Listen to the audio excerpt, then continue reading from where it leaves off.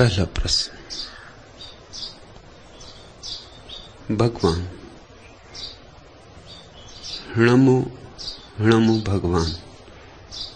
फिर भूले को, चक्र में पड़े को, शब्द की गूंज से, जागृति की चोट से, ज्ञानियों की व्याख्या से, विवेक, स्मृति, सुरति, आत्मस्मरण और जागृति की गूंज से फिर चौंका दिया भगवान। नमो नमो भगवान। मोहन भारती, चौंकना शुभ है, लेकिन चौंकना काफी नहीं।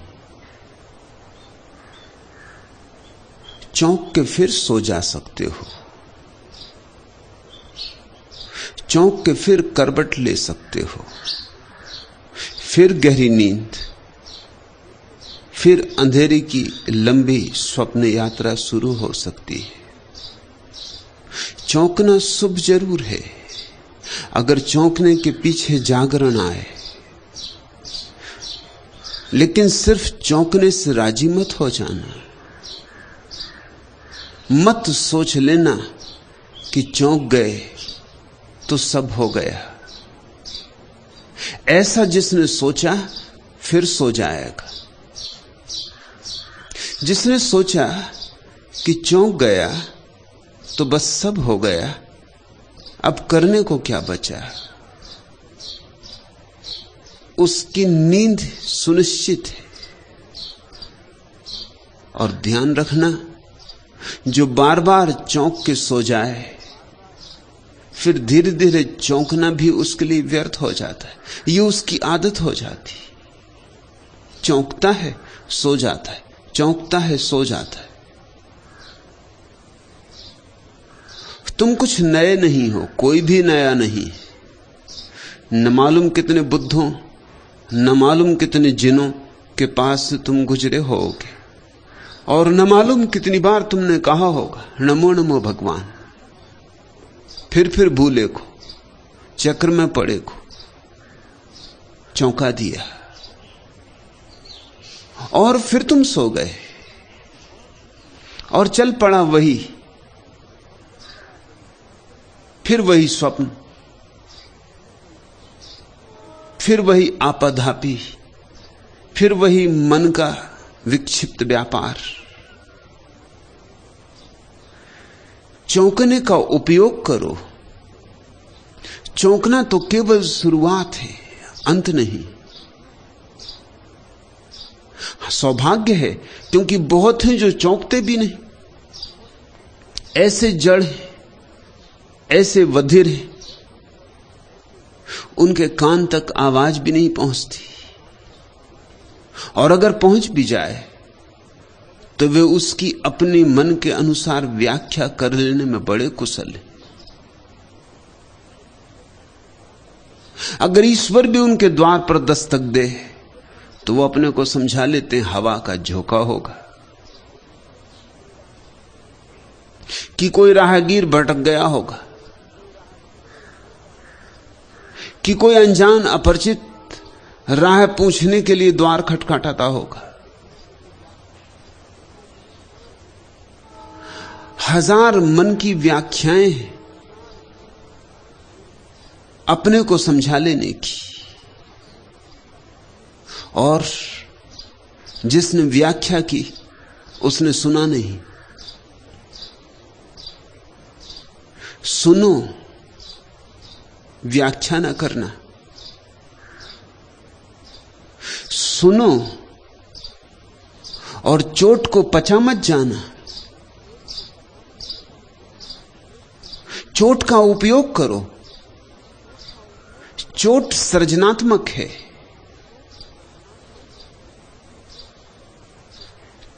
शुभ है कि ऐसी प्रतीति हुई, पर कितनी देर टिकेगी यह प्रतीति?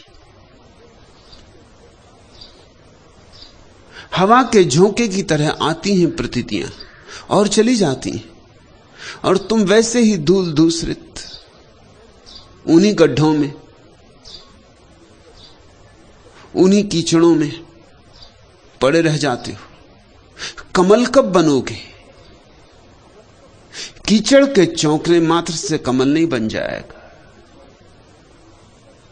कीचड़ को गुजरना पड़ेगा एक रूपांतरण से, तो कमल जन्मेगा। चौंकी कीचड़ है, लेकिन कीचड़ ही है। बेहतर उनसे जिनके कान पर जूं भी नहीं रेंगती। लेकिन बहुत भेद नहीं है। ऐसा बहुत मित्रों को होता है, कोई बात सुन के एक झंकार हो जाती, कोई बात गुन के मन की वीणा का कोई तार छिड़ जाता, कोई गीत जग जाता। आया झोंका गया झोंका, उतरी एक किरण और फिर खो गई। मुट्ठी नहीं बंधती, हाथ कुछ नहीं लगता, और बार बार ऐसा होता रहा तो फिर चौंकना भी व्यर्थ हो जाएगा, वह भी तुम्हारी आदत हो जाएगी। तो पहली बात तो यह है मोहन भारती कि शुभ हुआ, स्वागत करो, स्वयं को धन्यवाद दो कि तुमने बाधा न डाली। बरस भर पर फिर से सब ओर घटा सावन की घिराई। नाचता है मयूर वन में, मुग्ध हो सतरंगे पर खोल। कूक कोकिल ने की सब ओर, मृदुल स्वर में मधुमय रस घोल। सुभग जीवन का पा संदेश, धरा सुकुमारी सक्षाई। घटा सावन की घिराई। पल्लवों के घूंघट से झांक, पलक दोलों में कलियां झूल। झकोरों से मीठा अनुराग, मांगती घन अलकों में भूल। झरोखों से अंबर के मुख, किसी की आंखें मुस्काई। घटा सावन की घिराई। खुले कुंतल से काले नाग, बादलों के छितराए आज। तड़ित चपला की उज्जवल रेख, तिमिर घनमुख का हीरक ताज। उड़े भावों के मृदुल चकोर, बरस भर पर बदली आई। घटा सावन की घिराई। लेकिन घटा बीत न जाए, हवा उसे उड़ा न ले जाए, बरसे। घटा के आ जाने भर से सावन नहीं आता, घटा के बिना आए भी सावन नहीं आता। लेकिन घटा के आ जाने भर से सावन नहीं आता, बरसे, जी भर के बरसे। नहा जाओ तुम, सब धूल बह जाए तुम्हारे चित्त के दर्पण की। प्रीतिकर लगती हैं बातें विवेक की, स्मृति की, सुरति की, आत्मस्मरण की, जागृति की। लेकिन बातों से क्या होगा? बातें तो फिर बातें ही हैं, कितनी ही प्रीतिकर हों, नहीं उनसे पेट ना भरेगा, मांस मज्जा ना बनेगी। सुंदर सुंदर शब्द तुम्हें ज्ञानी बना देंगे, ध्यानी ना बनाएंगे। और जो ध्यानी नहीं, उसका ज्ञान दो कौड़ी का है, उसका ज्ञान बासा है, उधार है। ऐसे तो शास्त्रों में ज्ञान भरा पड़ा है, पढ़ लो, संग्रहित कर लो, जितना चाहो उतना कर लो, वेद कंठस्थ कर लो, तो भी तुम ही रहोगे। वेद कंठ में ही अटका रह जाएगा, तुम्हारे हृदय तक उसकी जलधार न पहुंचेगी। सिर्फ ध्यान पहुंचता है हृदय तक, ज्ञान नहीं पहुंचता। ज्ञान तो मस्तिष्क में ही बोझ बन के रह जाता है। ज्ञान पांडित्य को तो जन्म देता है, प्रज्ञा को नहीं। और प्रज्ञा है जो मुक्ति लाती। मुझे सुन के भी ऐसी भूल मत कर लेना। मेरे शब्द तुम्हें प्यारे लगे तो तुम उन्हें संग्रहित करोगे, प्यारे लगे तो संभाल के रखोगे, संजो के रखोगे, मस्तिष्क की मंजूसा में बहुमूल्य हैं, ताले डाल के रखोगे, इससे कुछ भी ना होगा। एक नए तरह का पांडित्य पैदा हो जाएगा। तुम जैसे थे वैसे के वैसे रह जाओगे। घटा आई, सावन ना आया। घटा आई और हवाएं उड़ा ले गई बदली को। तुम रूखे थे, रूखे रह गए। अमृत बरसना चाहिए, और अमृत उन्हीं पर बरसता है जिनके हृदय ध्यान की पात्रता को पैदा कर लेते। शब्दों से मत तृप्त होना। ईश्वर शब्द ईश्वर नहीं है, और न ध्यान शब्द ध्यान है, न प्रेम शब्द प्रेम है। मगर शब्द बड़ी भ्रांति पैदा करवा देते। हम शब्दों में जीते। मनुष्यता की सबसे बड़ी खोज शब्द है, भाषा। और चूंकि मनुष्य की सबसे बड़ी खोज भाषा है, इसलिए मनुष्य भाषा में जीता है। प्रेम की बात करते करते भूल ही जाती है ये बात कि प्रेम हुआ नहीं अभी। बात करते करते भरोसा आने लगता है। बहुत बार दोहराने से आत्मसम्मोहन हो जाता है। लेकिन प्रेम कुछ बात और है, स्वाद उसका कुछ और है। पियोगे तो जानोगे। प्रेम शराब है, मदमस्त होगे तो जानोगे। और ध्यान दूसरा पहलू है प्रेम का।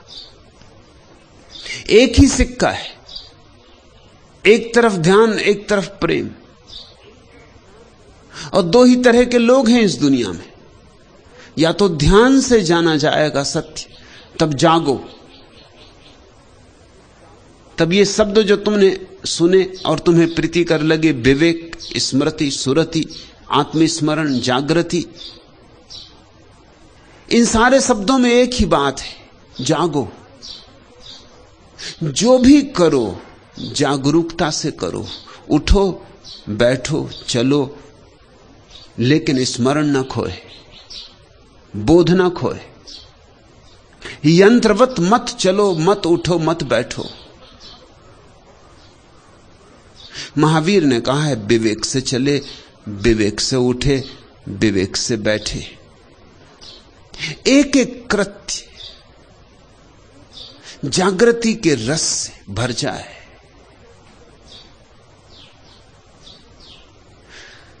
तो धीरे धीरे शब्द तो खो जाएंगे, लेकिन शब्द के भीतर जो छिपा हुआ अनुभव है वह तुम्हारा हो जाएगा।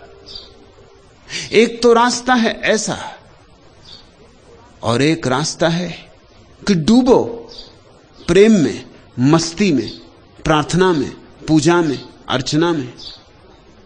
उल्टी दिखाई पड़ती हैं बातें। एक में जागना है, दूसरे में डूबना है, लेकिन दोनों एक ही जगह ले आती, क्योंकि दोनों में एक ही घटना मूलतः घटती है। जैसे ही तुम पूरी तरह जागते हो, अहंकार नहीं पाया जाता। जागृत चैतन्य में अहंकार की कहीं छाया भी नहीं मिलती, कहीं पद चिन्ह भी नहीं मिलते। अहंकार तो अंधेरे में जीता है, रोशनी होते ही खो जाता है।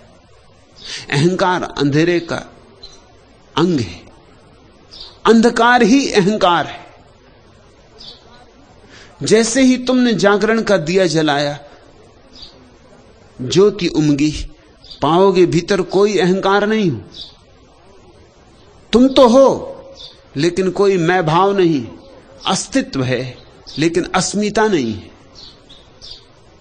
और अगर प्रेम में डूबे, भक्ति में डूबे, भाव में डूबे, प्रार्थना में डूबे, तो भी अहंकार गया, डूबने से गया। जिसने जाके चढ़ा दिया परमात्मा के चरणों में अपने को, चढ़ाते ही वह नहीं बचा। यद्यपि विपरीत दिखाई पड़ती हैं दोनों बातें, ध्यान और प्रेम, और आज तक मनुष्य जाति के इतिहास में कोई चेष्टा नहीं हुई कि ध्यान और प्रेम को एक साथ जोड़ा जा सके। बुद्ध ध्यान की बात करते हैं, मीरा प्रेम की बात करती है, महावीर ध्यान की बात करते हैं, चैतन्य प्रेम की बात करते हैं। दोनों के बीच कोई तालमेल नहीं बैठ सका, कोई सेतु नहीं बन सका। बनना चाहिए सेतु, क्योंकि दोनों में कुछ विरोध नहीं है, दोनों का परिणाम एक है। यात्रा पथ भिन्न हो भला, मंजिल एक है, गंतव्य एक है। कोई अपने को डुबा के खो देता है, कोई अपने को जगा के खो देता है। दोनों हालत में अहंकार खो जाता है, और अहंकार खो जाए तो परमात्मा ही शेष रह जाता है। यद्यपि ध्यानियों और प्रेमियों की भाषा भी अलग अलग होगी स्वभावतः। जिसने ध्यान से सत्य को पाया है वो परमात्मा की बात ही नहीं करेगा, क्योंकि जिसने ध्यान से सत्य को पाया है वो आत्मा की बात करेगा। वो कहेगा अप्पा सो परमप्पा, वो कहेगा आत्मा ही परमात्मा है। इसलिए महावीर और बुद्ध ईश्वर को स्वीकार नहीं करते, इसलिए नहीं कि नहीं जानते, मगर उनके लिए ईश्वर ध्यान के मार्ग से उपलब्ध हुआ है। ध्यान के मार्ग पर ईश्वर का नाम आत्मा है, स्वरूप है। और जिसने भक्ति से जाना है, मीरा ने या चैतन्य ने, जिन्होंने प्रेम के मार्ग से जाना है, उनके मार्ग पर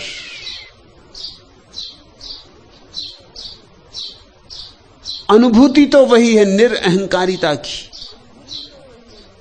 लेकिन अनुभूति को अभिव्यक्त देने का शब्द अलग है। वे परमात्मा की बात करेंगे।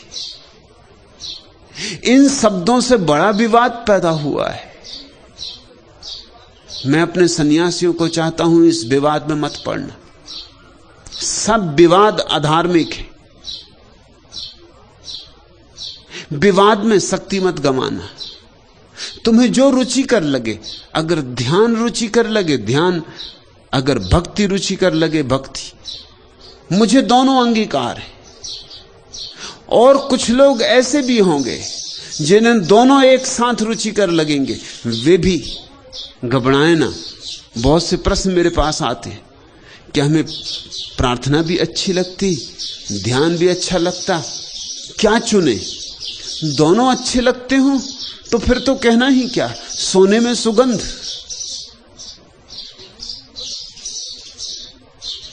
फिर तो तुम्हारे ऊपर ऐसा रस बरसेगा जैसा अकेले ध्यानी पे भी नहीं बरसता और अकेले भक्त पे भी नहीं बरसता।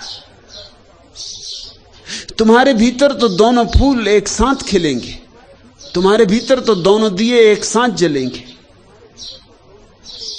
तुम्हारी अनुभूति तो परम अनुभूति होगी। मेरी चेष्टा यही है कि प्रेम और ध्यान संयुक्त हो जाएं और धीरे धीरे अधिकतम लोग दोनों पंखों को फैलाएं और आकाश में उड़ें। जब एक पंख को फैला के लोग पहुंच गए सूरज तक, तो जिसके पास दोनों पंख होंगे उसका तो कहना ही क्या। मगर बात नहीं, मोहन भारती अपनी पीठ थपथपा के प्रसन्न मत हो लेना कि मेरी बातों से चोट पड़ी। चोट खो ना जाए, चोट पड़ती ही रहे और गहन होती जाए। चोट को झेलते ही जाना, लगते लगते ही तीर लग पाएगा, होते होते ही बात हो पाएगी। बहुत बार चूकोगे, स्वाभाविक है, उससे पश्चाताप भी मत करना। जन्मों जन्मों से चूके हो, चूकना तुम्हारी आदत का हिस्सा हो गया।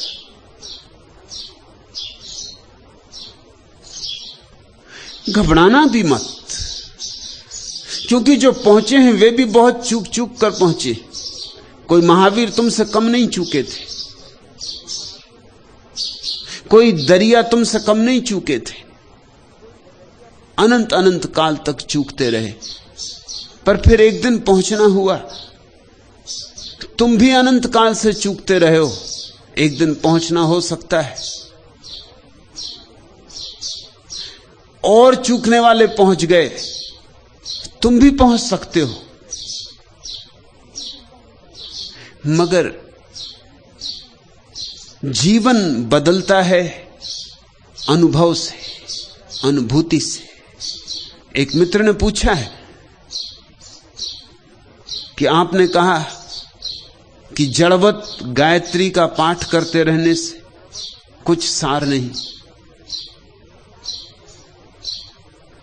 तो उन्होंने कहा है कि मैं तो यहां आपके आश्रम में भी लोगों को जड़वत ध्यान करते देख रहा हूं, इससे क्या सार है? भाई मेरे, तुमने ध्यान किया?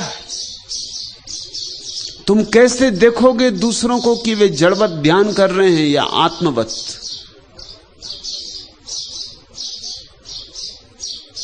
न तो तुमने गायत्री पढ़ी, और पढ़ी होगी तो जड़वत ही पढ़ी होगी, अन्यथा यहां क्यों आते? अगर गायत्री का फूल तुम्हारे भीतर खिल गया होता तो यहां क्यों आते? बात खत्म हो गई, इलाज हो गया, फिर चिकित्सक की तलाश नहीं होती। यहां आए हो तो गायत्री अगर पढ़ी होगी तो जड़वत पढ़ी होगी, और यहां तुम दूसरों को देखते हो ध्यान करते। दूसरों को देखने से कुछ भी ना होगा। कैसे तुम जानोगे? अगर दो प्रेमी एक दूसरे को गले लगा रहे हो तो कैसे तुम जानोगे कि वस्तुतः गले लगाने का अभिनय कर रहे हैं या सच में ही हृदय में उमंग उठी, प्रीति जगी, गीत बहा है? कैसे जानोगे बाहर से? बाहर से जानने का कोई उपाय नहीं। यह भी हो सकता है अभिनय ही कर रहे हो, औपचारिक हो,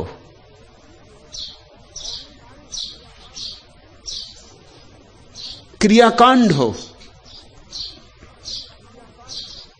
यह भी हो सकता है कि वस्तुतः भीतर आनंद जगा हो, मगर बाहर से जानने का कोई उपाय नहीं। तुम भी थोड़ा नाचो, गाओ, गुनगुनाओ। इतने दूर आ ही गए हो तो ऐसे थोथे प्रश्न पूछ के वापस मत लौट जाना। ये प्रश्न तो तुम वहीं पूछ सकते थे। यहां आ गए हो तो थोड़ी यहां की शराब पियो, चखो, और फिर इससे क्या फर्क पड़ता है कि और दूसरे जड़वत कर रहे हैं? तुमने कोई ठेका नहीं लिया किसी के मोक्ष का। तुम अपना मोक्ष संभाल लो, इतना काफी है। अगर तुम्हारे भीतर ध्यान जग जाए तो सारी दुनिया जड़वत करती हो, ध्यान तो करने दो, चिंता ना लो। तुम्हारे भीतर जग जाए ध्यान, तुम पालोगे। इतना ही तुम्हारा दायित्व है, इतनी ही परमात्मा की तुमसे अपेक्षा है कि तुम खिल जाओ, कि तुम्हारी सुगंध बिखर जाए हवाओं में, कि तुम ऐसे बीज की तरह बंद ही बंद न मर जाना। देखा होगा लोगों को नाचते, ध्यान करते, सोचा होगा ये भी सब जड़वत हो रहा है। कैसे पहचानोगे? बुद्ध भी ऐसे ही चलते हैं जैसे कोई और आदमी चलता है। ऐसे ही तो पैर उठाएंगे, ऐसे ही तो हाथ हिलाएंगे, ऐसे ही तो उठेंगे, ऐसे ही तो बैठेंगे, मगर भीतर एक भेद है। और भेद इतना बारीक, इतना नाजुक कि जो भेद को अनुभव करेगा वही जानेगा। भेद बहुत नाजुक है, बहुत सूक्ष्म है। तुम भी उठते हो, बुद्ध भी उठते हैं, पर फर्क है। क्या फर्क है? बुद्ध होश पूर्वक उठते, तुम उठ जाते हो मशीन की तरह। बुद्ध होश पूर्वक सोते, नींद में भी होश की एक धारा बहती रहती। कृष्ण ने कहा है जो सबके लिए गहन रात्रि है, तब भी योगी जागा हुआ है। या निशा सर्वभूतायाम तस्याम जागृति संयमी। लेकिन तुम योगी को सोया हुआ देखोगे तो भेद न कर पाओगे योगी में और भोगी में, कि कर पाओगे भेद? दोनों एक से मालूम पड़ेंगे, दोनों सोए हैं। भेद भीतर है, बहुत भीतर है। भेद इतना आंतरिक और निजी है कि कोई दूसरा वहां निमंत्रित नहीं किया जा सकता।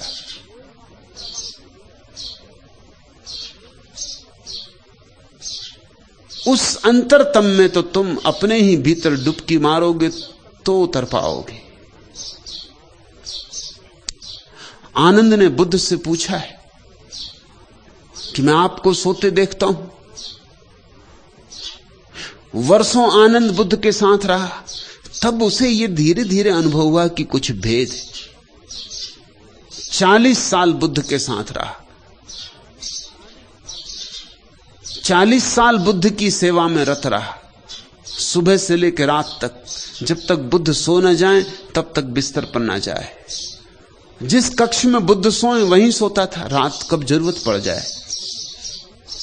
कभी नींद ना आती होगी, कभी नींद देर से आती होगी, तो बुद्ध को सोया हुआ देखता रहता था। वर्षों बाद यह ख्याल आया कि थोड़ा सा कुछ भेद मालूम पड़ता है, मगर वो भी धुंधला धुंधला। बुद्ध से पूछा उसने, मेरे सोने में और आपके सोने में भी क्या कुछ भेद है? खैर, जागने में तो मेरे और आपके भेद है। मुझे कोई गाली दे तो दुख होता, क्रोध होता। आपको कोई गाली दे तो क्रोध नहीं होता, दुख नहीं होता। एक बार एक आदमी ने आपके ऊपर आके थूक दिया था तो मैं आग बबूला हो गया था। थूका आप पर था, लेकिन मैं भभक उठा था। मेरा पुराना छत्री जाग उठा। अगर मेरे हाथ में तलवार होती तो मैंने उसकी गर्दन काट दी होती, लेकिन गर्दन काटने का विचार तो मेरे भीतर तलवार की तरह कौंध गया था। वो तो आपकी शंका, आपकी तरफ देख के चुप रहा। किस तरह अपने को चुप रख सका यह भी आज कहना कठिन है। एक क्षण को तो आप भी भूल गए थे, मगर फिर ख्याल आया था, संकोच आया था कि आपसे आज्ञा ले लूं, फिर इसे जवाब दूं। लेकिन आपने सिर्फ चादर से थूक को पोंछ लिया था और उस आदमी से कहा था, भाई कुछ और कहना है?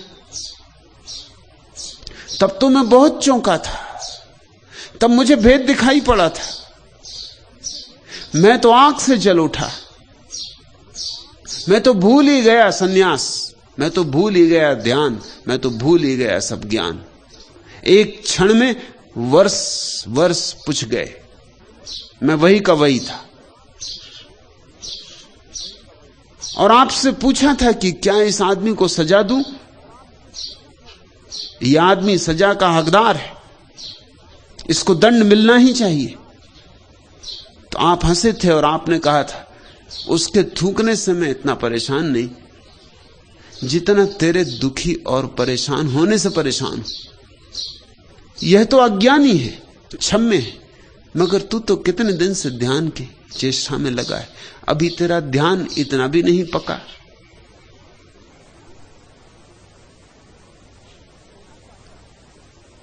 यह मनुष्य कुछ कहना चाहता है, तू थूकने को देख रहा है। यह कुछ ऐसी बात कहना चाहता है जो शब्दों से नहीं कही जा सकती। ऐसा अक्सर प्रेम में और घृणा में हो जाता है, इतने गहरे भाव कि शब्द में नहीं आते। किसी से प्रेम होता तो तुम गले लगा लेते हो, क्यों? क्योंकि भाषा में कहने से काम नहीं चलेगा, भाषा छोटी पड़ जाती। गले लगा के तुम यही तो कहते हो कि भाषा असमर्थ है, कुछ कृत्य करते हो। ऐसे ही यह आदमी क्रोध से जल रहा है, मेरी मौजूदगी से इसे पीड़ा है, मेरे शब्दों से इसे चोट लगी है, मेरे वक्तव्य ने इसकी धारणाओं को खंडित किया है। यह प्रज्वलित है, ये इतना प्रज्वलित है कि कोई गाली काम नहीं करेगी, इसलिए इस बेचारे को थूकना पड़ा है। इस पर दया करो। इसलिए मैं इससे पूछता हूं कि भाई कुछ और कहना है? ये तो मैं समझ गया, अब और भी कुछ कहना है या बस इतना ही कहना है? ये वक्तव्य है इसका, थूकने को मत देखो। तो आनंद ने कहा, मैंने वो दिन तो देखा, ऐसे बहुत दिन देखे। जागने में तो भेद है, पर यह मैंने ना सोचा था कि सोने में भी भेद होगा। लेकिन कल रात देर तक नींद ना आई, बैठकर मैं आपको देखता रहा। पूरा चांद आकाश में था, वृक्ष के नीचे आप सोए थे। उस चांद की रोशनी में आप अद्भुत सुंदर मालूम होते थे। तब अचानक बिजली जैसे कौंध गई, ऐसा मुझे ख्याल आया, कितने वर्ष हो गए आपको सोते देख के। ये बात मुझे कभी पहले क्यों न याद आई कि आप जिस आसन में सोते, रात भर उसी आसन में सोए रहते हैं, बदलते नहीं। जहां रखते हैं पैर सोते समय, वहीं रहता है रात भर पैर। जहां रखते हैं हाथ, वहीं रहता है रात भर हाथ। करवट भी नहीं बदलते। सुबह उसी आसन में उठते, तो सोते हैं कि रात भर अपने को संभाले रखते? क्योंकि जो आदमी सोएगा करवट भी बदलेगा। बुद्ध ने कहा, शरीर सोता है, मैं तो जाग गया हूं, मैं जागा ही हुआ हूं। मगर इस जागने को तुम कैसे जानोगे? आनंद ने सुन लिया, श्रद्धा थी तो मान भी लिया, लेकिन जानोगे कैसे? पता नहीं बुद्ध झूठ कहते हो,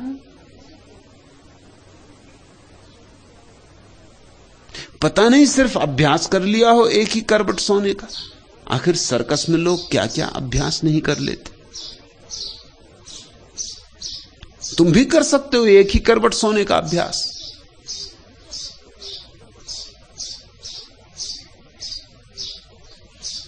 बड़ी आसानी से कर सकते हो। मैं यही बात एक मित्र से कह रहा था, वो कहने लगे कैसे अभ्यास हो जाएगा एक ही करवट सोने का। मैंने उनसे कहा कि पीठ में एक पत्थर बांध के सो जाओ, जब भी करवट बदलोगे तभी तकलीफ होगी। तकलीफ से बचने में अपने आप अभ्यास हो जाएगा। जिद्दी थे, अभ्यास किया। कोई 40 दिन बाद मुझे आके कहा कि आप ठीक कहते, अब एक ही करवट सोता हूं, क्योंकि वो पत्थर जो बंधा पीठ से, जब भी करवट बदलो तब तकलीफ होती हो, नींद टूट जाती। अब तो धीरे धीरे नींद में भी उस पत्थर की मौजूदगी जरूर अचेतन में छाया डालने लगी होगी। तो कौन जाने बुद्ध ने अभ्यास ही किया हो, बाहर से कैसे जानोगे? उतरो, ध्यान का थोड़ा स्वाद लो। यहां जो भी हो रहा है जड़वत नहीं हो रहा है।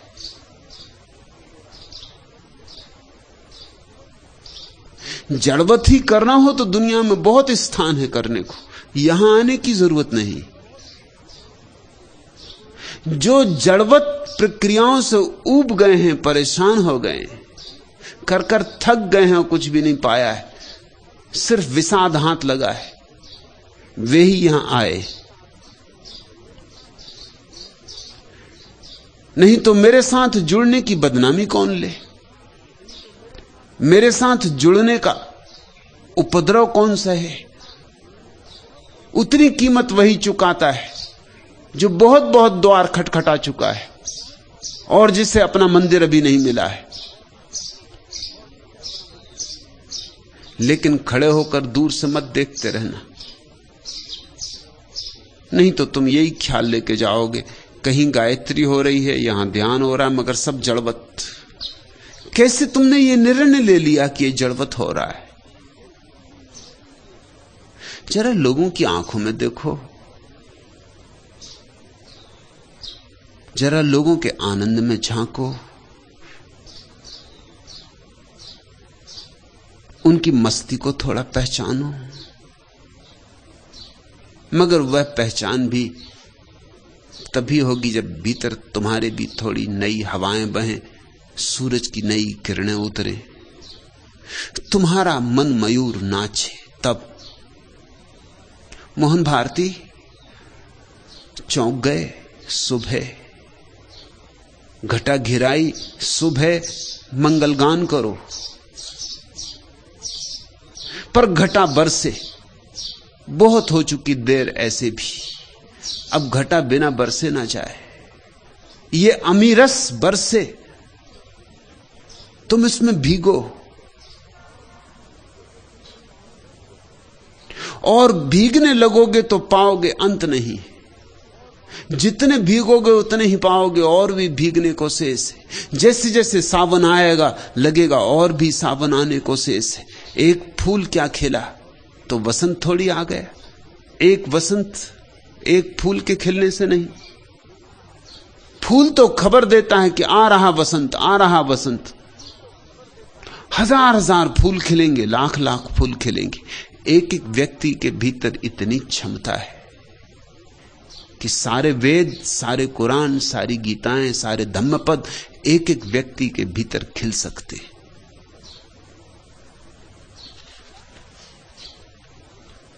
दूसरा प्रश्न, मानव जीवन की संतों ने इतनी महिमा क्यों गाई है? चेतन प्रेम। पहली बात, जीवन ही महिमावान है। जीवन परमात्मा की अपूर्व भेंट है। जीवन प्रसाद है। तुमने कमाया नहीं, तुम गमा भला रहे हो, मगर कमाया तुमने नहीं। उतरा है तुम पर किसी अज्ञात लोक से, बरसा है। तुमसे किसी ने पूछा तो ना था कि होना चाहते हो या नहीं। पूछता भी कैसे जब तुम थे ही नहीं, तो तुमसे पूछता कोई कैसे? जीवन अपने आप में महिमावान है। जीवन से फिर सारे द्वार खुलते, फिर ध्यान के और प्रेम के और मोक्ष के और निर्वाण के सारे द्वार जीवन से खुलते हैं। जीवन अवसर है, महत अवसर है। चाहो बना लो, चाहे मिटा दो, चाहे गा लो गीत, चाहे तोड़ दो बांसुरी, जीवन महान अवसर है। तो पहली तो बात, जीवन ही अपने आप में अपूर्व है। फिर मनुष्य जीवन तो और भी अपूर्व, क्योंकि वृक्ष यद्यपि जीवित है पर बड़े संकीर्ण अर्थों में, और पक्षी भी जीवित है थोड़े वृक्ष से ज्यादा, लेकिन फिर भी बड़ी सीमा है। पशु भी जीवित है पक्षियों से शायद थोड़े ज्यादा, लेकिन फिर भी बड़ी सीमा है। मनुष्य इस पृथ्वी पर सबसे ज्यादा संभावनाओं को लेकर पैदा होता है। मनुष्य इस जगत में सबसे बड़े फूलों के बीज लेकर पैदा होता है। इसलिए मनुष्य जीवन की महिमा गाई है। चौराहा है मनुष्य का जीवन, वहां से रास्ते चुने जा सकते, वहां से नरक का रास्ता भी चुना जा सकता है और स्वर्ग का भी, और रास्ते पास पास हैं। एक ज़ेन फकीर के पास जापान का सम्राट मिलने गया था। सम्राट की अकड़, झुका भी तो भी झुका नहीं, औपचारिक था झुकना। फकीर से कहा मिलने आया हूं, सिर्फ एक ही प्रश्न पूछना चाहता हूं। वही प्रश्न मुझे मथे डालता है। बहुतों से पूछा है, उत्तर संतुष्ट करे कोई ऐसा मिला नहीं। आपकी बड़ी खबर सुनी कि आपके भीतर का दिया जल गया है। आप निश्चित ही आशा लेकर आया हूं कि मुझे तृप्त कर देंगे। फकीर ने कहा व्यर्थ की बातें छोड़ो, प्रश्न को सीधा रखो, दरबारी औपचारिकता छोड़ो, सीधी सीधी बात करो, नगद। सम्राट थोड़ा चौंका, ऐसा तो कोई उससे कभी बोला नहीं था। थोड़ा अपमानित भी हुआ, लेकिन बात तो सच थी। फकीर ठीक ही कह रहा था कि व्यर्थ की लंबाई में क्यों जाते हो, कान को इतना उल्टा क्यों पकड़ना, बात करो सीधी, क्या है प्रश्न तुम्हारा। सम्राट ने कहा प्रश्न मेरा यह है कि स्वर्ग क्या है और नर्क क्या है। मैं बूढ़ा हो रहा हूं और यह प्रश्न मेरे ऊपर छाया रहता कि मृत्यु के बाद क्या होगा, स्वर्ग या नर्क। फकीर के पास उसके शिष्य बैठे थे, उन्होंने कहा सुनो, इस बुद्धू की बातें सुनो। बुद्धू सम्राट को, और सम्राट से कहा कि कभी आईने में अपनी शक्ल देखी। ये शक्ल लेके और ऐसे प्रश्न पूछे जाते। और तुम अपने को सम्राट समझते हो, तुम्हारी हैसियत भिकमंगा होने की भी नहीं। ये भी कोई उत्तर था? सम्राट तो एकदम आग बबूला हो गया, म्यान से उसने तलवार निकाल ली,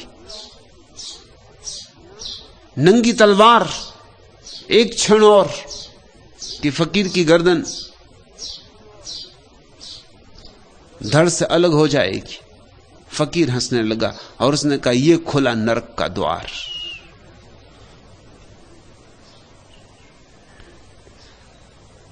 एक गहरी चोट, एक अस्तित्वगत उत्तर, यह खुला नरक का द्वार। समझा सम्राट, तत्क्षण तलवार म्यान में भीतर चली गई, फकीर के चरणों पर सिर रख दिया। उत्तर तो बहुतों ने दिए थे, शास्त्रीय उत्तर, मगर अस्तित्वगत उत्तर, ऐसा उत्तर कि प्राणों में चुभ जाए तीर की तरह, ऐसा स्पष्ट कर दे कोई कि कुछ और पूछने को शेष न रह जाए। यह खुला नरक का द्वार। झुक गया फकीर के चरणों में। अब इस झुकने में औपचारिकता न थी, दरबारीपन न था, अब यह झुकना हार्दिक था। फकीर ने कहा और यह खुला स्वर्ग का द्वार। पूछना है कुछ और ध्यान रखो, स्वर्ग और नरक मरने के बाद नहीं, स्वर्ग और नरक जीने के ढंग है, शैलियां हैं। कोई चाहे यहीं स्वर्ग में रहे, कोई चाहे यहीं नरक में रहे, कोई चाहे सुबह स्वर्ग में रहे, सांझ नरक में रहे, कोई चाहे क्षण भर पहले स्वर्ग और क्षण भर बाद नरक। और ऐसा ही तुम्हारी जिंदगी में रोज घट रहा है। मनुष्य जीवन की महिमा है। इस सम्राट में क्या खूबी थी? बोध। ये बात किसी पशु और पक्षी को नहीं समझाई जा सकती थी, और जिन मनुष्यों को न समझाई जा सके, जानना कि वे केवल नाम मात्र को मनुष्य हैं, होंगे पशु पक्षी। ये सम्राट निश्चित मनुष्य रहा होगा। मनुष्य शब्द देखते हो, मनन से बना है, जिसमें मनन की क्षमता है।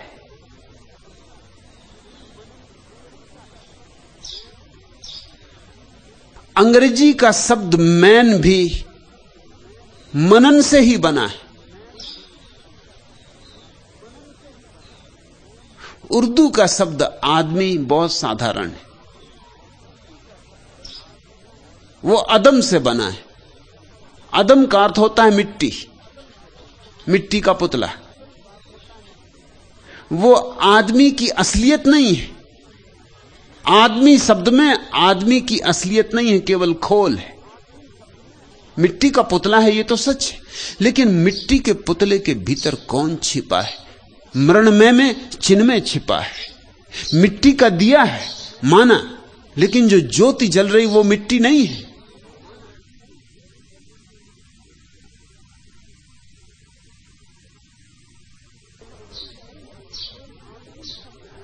आदमी शब्द में खोल की चर्चा है, मनुष्य शब्द में उस खोल के भीतर छिपे हुए गूदे की चर्चा है, आत्मा की चर्चा है।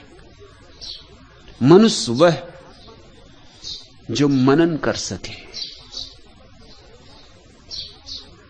जिसके सामने विकल्प खड़े हों तो मनन पूर्वक चुन सके, यंत्रवत नहीं, मनन पूर्वक चुन सके, ध्यान पूर्वक चुन सके, जागरूकता से एक विकल्प को चुने। ऐसे जाग जाग के जो कदम रखता है वही मनुष्य है। से सबको तो हमें आदमी कहना चाहिए, मनुष्य नहीं। आदमी सभी हैं, मनुष्य बहुत कम है।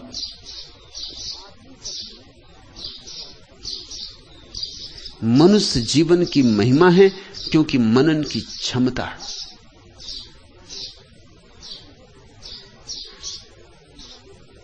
दृष्टि है मनुष्य के पास एक, जो दृश्य को ही नहीं अदृश्य को भी देखने में समर्थ है। यह उसकी महिमा है। पशु भी देखते हैं मगर दृश्य ही देखते हैं, अदृश्य की उनके पास कोई प्रतीति नहीं होती। मनुष्य के कान ध्वनि को तो सुनते ही हैं, शून्य को भी सुन लेते हैं। और मनुष्य के हाथ पार्थिव को तो पकड़ ही लेते हैं, अपार्थिव को भी पकड़ लेते हैं। मनुष्य अपूर्व है, अद्वितीय है। इसे तुम अपने अहंकार की घोषणा मत बना लेना। यह तुम्हारे अहंकार की घोषणा नहीं है। सच पूछो तो ये जो मैं मनुष्य की परिभाषा कर रहा हूं, यह परिभाषा तभी तुम्हारे जीवन का अनुभव बनेगी जब अहंकार छूटेगा। ऐसा मत सोच लेना कि आहा मैं मनुष्य हूं तो मेरी बड़ी महिमा है। ये तुम्हारी महिमा नहीं कह रहा हूं मैं, ये मनुष्यत्व की महिमा कह रहा हूं। ये तुम्हारे भीतर जो संभावना छिपी है उसकी महिमा का गीत गा रहा हूं। तुम जो हो सकते हो, जो तुम्हें होना ही चाहिए, जो तुम में जरा बोध हो तो तुम जरूर हो ही जाओगे। जो अपरिहार्य है अगर तुम में जरा सोचो, जरा समझो। पूछते हो तुम कि मानव जीवन की संतों ने इतनी महिमा क्यों गाई? एक तो जीवन महिमावान, फिर वह भी मानव का जीवन।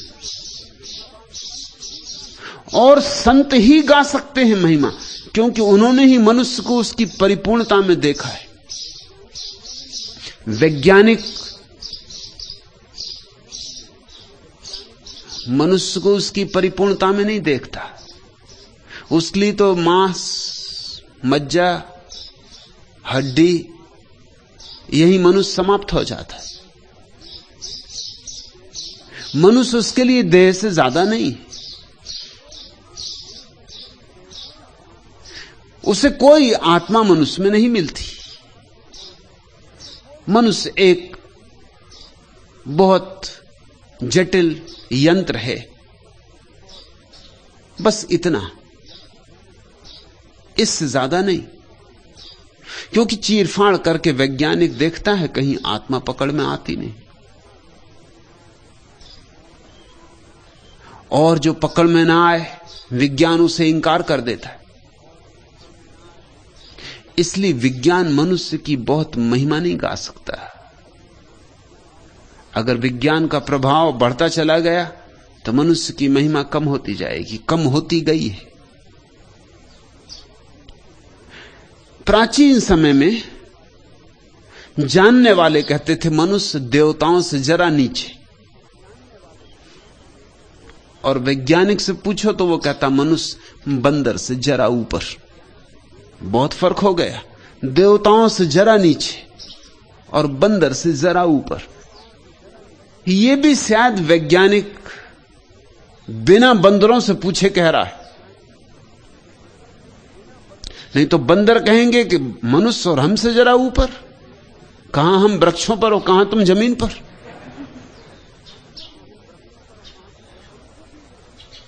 हमसे भी नीचे। ये तो डार्विन का मनुष्य है जो कह रहा है कि मनुष्य बंदरों से विकसित हुआ है। बंदर कुछ और कहते हैं, वो मानते हैं मनुष्य बंदरों का पतन है भी पतन। जरा किसी बंदर से टक्कर लेके देखो तो पता चल जाएगा, न उतनी शक्ति है, न उस तरह की छलांग भर सकते हो, न एक वृक्ष से दूसरे वृक्षों पर कूद सकते हो, न वृक्षों पर रह सकते हो। क्या पा लिया है? बंदर से बहुत कमजोर हो गए हो।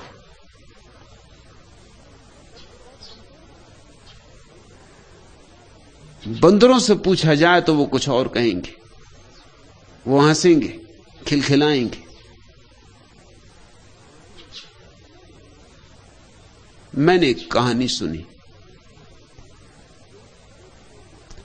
एक टोपियों को बेचने वाला सौदागर लौट रहा था मेले से टोपियां बेचकर। चुनाव करीब आते थे और गांधी टोपियां खूब बिक रही थी।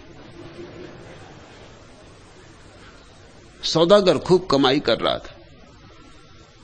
दिन भर गांधी टोपियां बिकी थी। थका था। राह में एक वृक्ष के नीचे, बरगद के एक वृक्ष के नीचे थोड़ी देर विश्राम को रुका।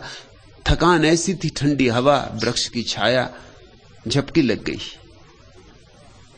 जब आंख खुली तो जिस पिटारी में टोपियां कुछ और बच गई थी वो खुली पड़ी थी। टोपियां सब नदारद थी।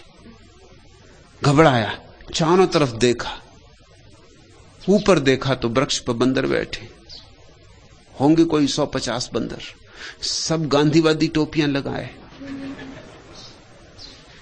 वो ले गए पिटारे से निकाल के टोपियां, बड़े जच रहे हैं।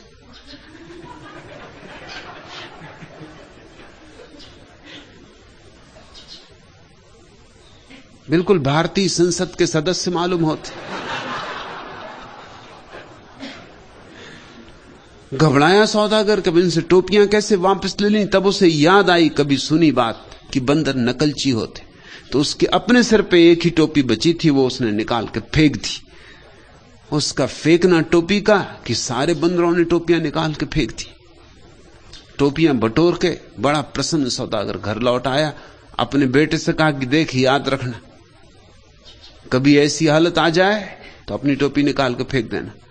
फिर ऐसी हालत आई। समय बीता, सौदागर बहुत बूढ़ा हो गया। फिर बेटा उसकी जगह गांधी टोपी बेचने लगा। लौटता था एक दिन, वही वृक्ष, थका मांदा, विश्राम को लेटा, झपकी खा गया और वही हुआ जो होना था। आंख खुली, टोकरी खाली पड़ी थी। याद आया, ऊपर देखा, बंदर बड़े मस्ती से टोपी लगाए बैठे थे। याद आई बाप की सलाह, अपनी टोपी निकाल के फेंक दी। लेकिन जो हुआ वह नहीं सोचा था। एक बंदर को टोपी नहीं मिली थी, वो नीचे उतरा और ये टोपी भी ले गया।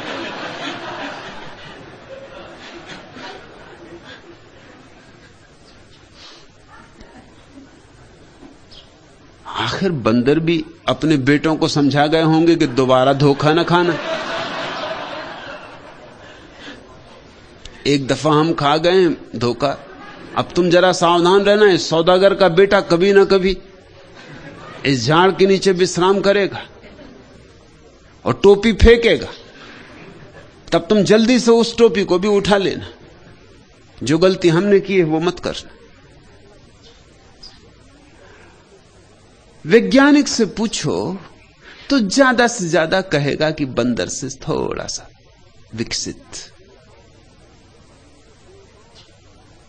जो देवताओं से थोड़ा नीचे हुआ करता था वो बंदरों से थोड़ा ऊपर होकर रह गया।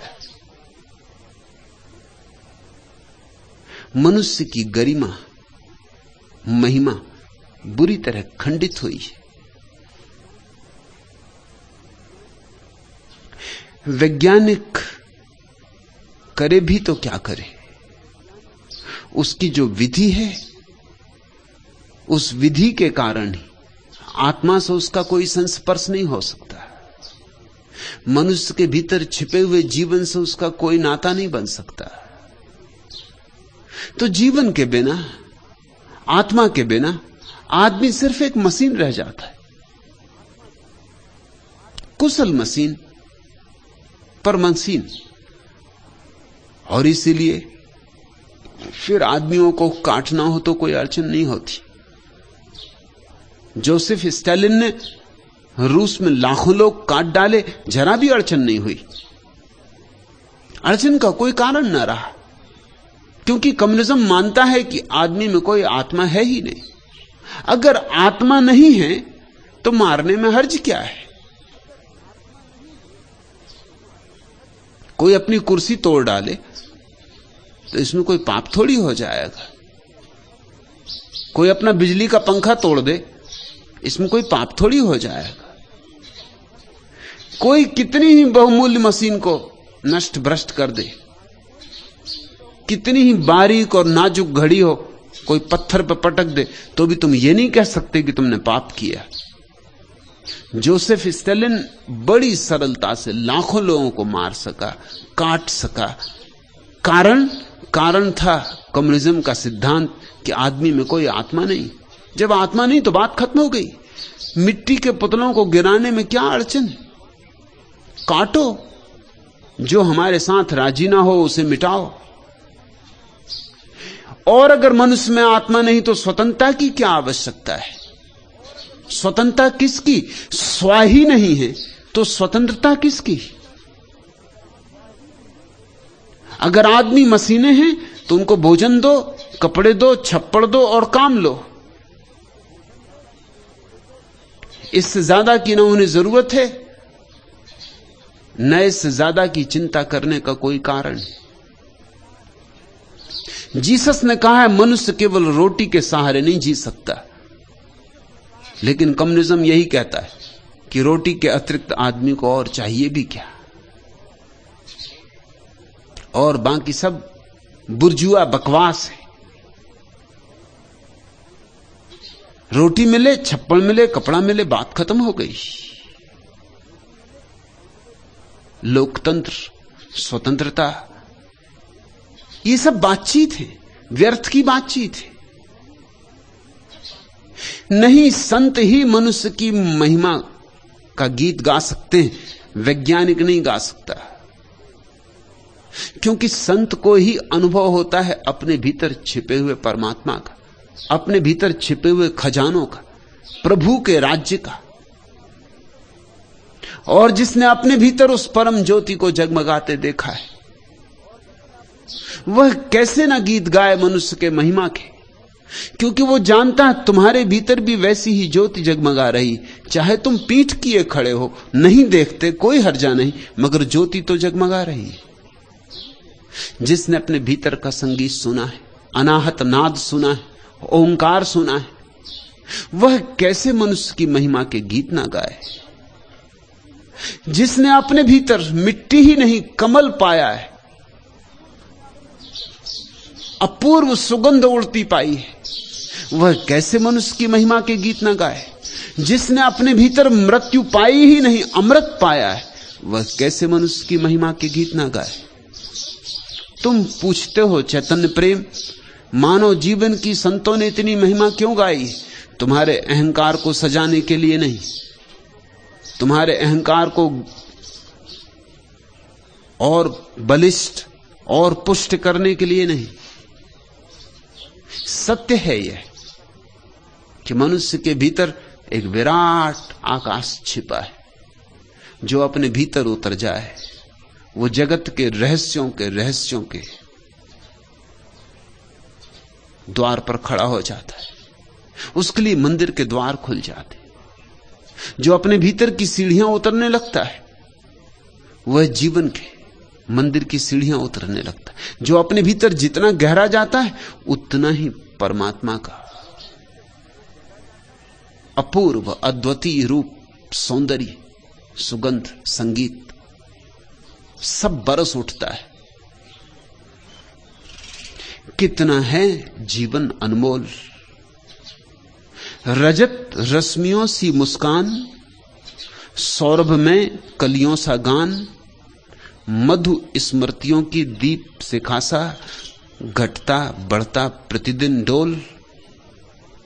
अकथित आहों का विश्वास, अनुरंजित भावों का श्वास, तुहिन बिंदु सा निर्निमेष इस ढलता दुख सुख में द्रखोल। शिथिल पवन का मरमर गीत, भ्रमर कुसुम का मधुमय प्रीत। मृदु स्मित बन बहलाती है, सुरभि मले में प्रतिदिन घोल। मृदु आकांक्षाओं का व्यापार, इच्छाओं का पल पल भार। रोम रोम कंपित कर जाता, स्वर संगम को भ्रमवश तौल। कितना है जीवन अनमोल। थोड़ा देखो अपने जीवन को। ये मुफ्त मिला है, इसलिए ऐसा मत समझ लेना कि मुफ्त है। इसकी कीमत तो कोई भी नहीं, इसलिए यह मत समझ लेना कि इसका मूल्य कुछ नहीं। कीमत और मूल्य बड़े अलग अलग शब्द हैं। भाषा कोश में तो उनका एक ही अर्थ होता है, कीमत और मूल्य। लेकिन जीवन के कोश में एक ही अर्थ नहीं होता। कीमत होती चीजों की जो बाजार में बिकती, बिक सकती, खरीदी जा सकती। लेकिन कुछ ऐसी चीजें हैं जो बाजार में न बिकती हैं न बेची जा सकती। उनको मूल्यवान कहते हैं। मूल्यवान वे चीजें हैं जो कीमत से नहीं मिलती। तुम लाख कीमत चुकाओ तो भी नहीं मिलती। एक सम्राट ने महावीर को जाकर कहा कि मैंने सब जीत लिया, बड़े से बड़े हीरे जवाहरात मेरे खजाने में, ऐसा कुछ इस संसार में नहीं है जो मैंने न पा लिया हो। इधर कुछ दिन से लोग आके खबर देते कि असली मूल्य की चीज तो ध्यान है। जैनों का शब्द है सामायिक, ध्यान के लिए।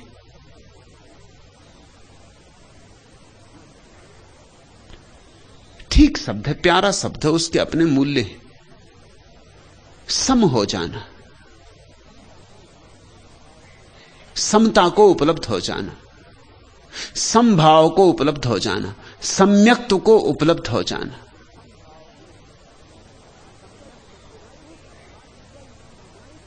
तो उस सम्राट ने कहा यह सामायिक क्या बला है। अनेक लोग मुझसे आके कहते हैं, मैं कुछ जवाब ही नहीं दे पाता, यह किस हीरे का नाम है, ये कहां खरीदूं, कहां मिलेगा।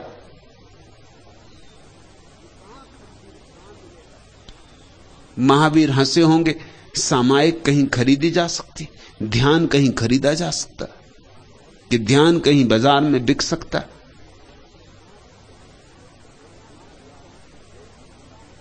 महावीर को हंसते देख के उसने कहा, आप हंसे मत, मैं कोई भी कीमत चुकाने को राजी हूं।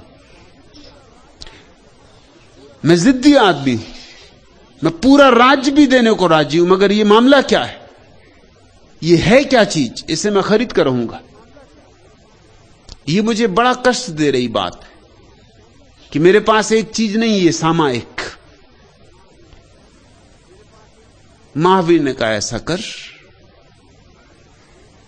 मैं तो सब छोड़ चुका हूं, इसलिए तेरे राज्य में मेरी कोई उत्सुकता नहीं। मेरा राज्य था वो भी छोड़ चुका हूं, तेरे हीरे जवाहरात भी मेरे लिए कंकड़ पत्थर हैं, मेरे अपने ही बहुत बोझिल हो गए थे, बांट आया हूं। तेरे गांव में एक गरीब आदमी रहता, तेरी राजधानी में, मैं उसका नाम तुझे दे देता हूं, पता तुझे दे देता हूं, बहुत गरीब है, एक जून रोटी भी जोड़ नहीं पाती। उसको सामायिक उपलब्ध हो गई, वो अगर बेचे तो शायद बेच दे। ये मजाक ही थी। और जब महावीर जैसा व्यक्ति मजाक करता तो उसके बड़े मूल्य होते। सम्राट तत्क्षण रथ मुड़वा लिया, उस गरीब आदमी के घर के झोपड़े के सामने जाकर रथ रुका। आंखों पर भरोसे नहीं आया उस मोहल्ले के लोगों, गरीबों का मोहल्ला, झोपड़े थे टूटे फूटे। वो गरीब आदमी तो एकदम आके सम्राट के चरणों में सिर झुकाया। उसने कहा कि आज्ञा हो महाराज, आपको यहां तक आने की क्या जरूरत थी? खबर भेज दी होती, मैं महल हाजिर हो जाता। सम्राट ने कहा कि मैं आया हूं सामायिक खरीदने। महावीर ने कहा है कि तुझे सामायिक उपलब्ध हो गई, बेच दे, और जो भी तुझे मूल्य मांगे, मुंह मांगा मूल्य देने को राजी हूं। जैसे महावीर हंसे थे वैसे ही वो गरीब आदमी भी हंसा। उसने कहा महावीर ने आपसे खूब मजाक किया। कुछ चीजें हैं जो कीमत से मिलती हैं, कुछ चीजें हैं जिनका कीमत से कोई संबंध नहीं। सामायिक कुछ वस्तु थोड़ी है कि मैं तुम्हें दे दूं, अनुभव है। जैसे प्रेम अनुभव है,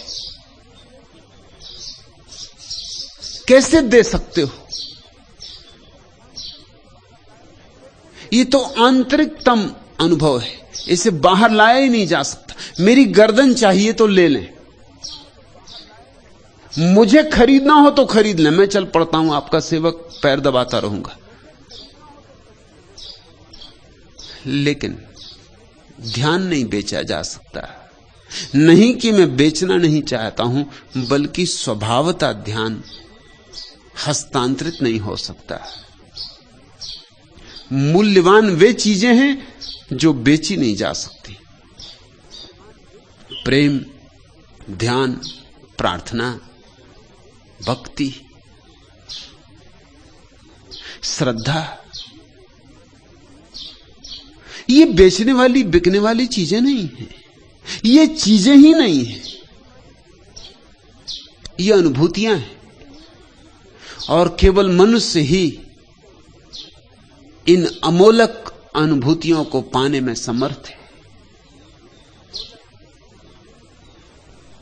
संतों ने मनुष्य की महिमा गाई है ताकि तुम्हें याद दिलाया जा सके कि तुम कितनी बड़ी संपदा के मालिक हो सकते हो और हुए नहीं अब तक। अब और कितनी देर करनी है? किसका यह मौन निमंत्रण? दीर्घ श्वास की पीड़ाओं का है साम्राज्य छिपा अंतर में।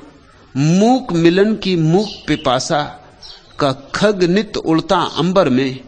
भरो व्यथा में आज प्रलोभन, है किसका यह मौन निमंत्रण? उस अतीत की कथा कहानी ही सुधियों का नीड़ बन गई। अर्थहीन सैसव की बातें मेरे उर की पीर बन गई। सुधि सपनों पर करो नियंत्रण, है किसका यह मौन निमंत्रण? टूट नैन का निर्मम दर्पण, चिर विछोह की आघातों से। पूछ रहा पथ प्रेम गांव का, तारक दल की हर पांतों से। स्निग्ध प्राण भी कर दो अर्पण, है किसका यह मौन निमंत्रण? तुम्हें निमंत्रण दिया है संतों ने मनुष्य की महिमा गाकर। टूट नैन का निर्मम दर्पण, चिर विछोह की आघातों से। पूछ रहा पथ प्रेम गांव का, तारक दल की हर पांतों से। स्निग्ध प्राण भी कर दो अर्पण, है किसका यह मौन निमंत्रण? सदियों सदियों में संतों ने मनुष्य के गौरव और गरिमा के गीत गाए, इसलिए कि तुम्हें चेताया जा सके कि तुम क्या हो सकते हो। तुम्हारे भीतर छिपी पड़ी संभावनाओं को पुकारा जा सके, तुम्हें झकझोर के जगाया जा सके। जैसे बीज भूल गया हो कि उसे फूल होना हो, ऐसी तुम्हारी दशा है। कि नदी भूल गई हो कि उसे सागर तक पहुंचना है, ऐसी तुम्हारी दशा है। कि नदी किसी घाट पर ही अटक गई हो, और सागर तक जाने का स्मरण ना रहा हो, ऐसी तुम्हारी दशा है। सागर होना है तुम्हें, सागर होना तुम्हारा स्वरूप सिद्ध अधिकार है। परमात्मा होना है तुम्हें, परमात्मा से कम हुए बिना राजी मत होना। इसलिए तुम्हारी महिमा के गीत संतों ने गाए, तुम्हारे अहंकार को श्रृंगार करने के लिए नहीं।